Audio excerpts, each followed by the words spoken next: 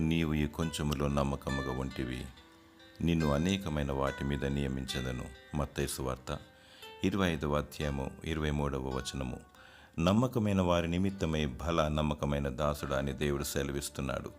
యోసేపు తన తండ్రి ఇంటిలో నమ్మకముగా పెరిగాడు. పోతిఫర్ ఇంటిలో శోధనను జయించాడు. దేవునికి మరియు తన యజమానునికి నమ్మకముగా నిర్దోషిగా జీవించాడు.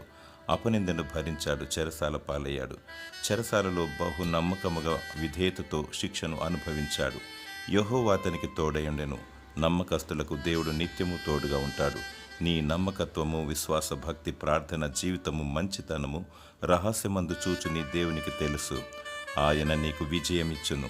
నిన్ను హెచ్చించి అనేకమైన వాటి మీద యోసేపును దేశ అధినేతగా నియమించినట్లు నిన్ను నియమించును. మరణాంతము వరకు నమ్మకముగా ఉండుము. దేవుడు నిన్ను లేవనెత్తి నిన్ను దీవించునుగాక. ఆమేన్.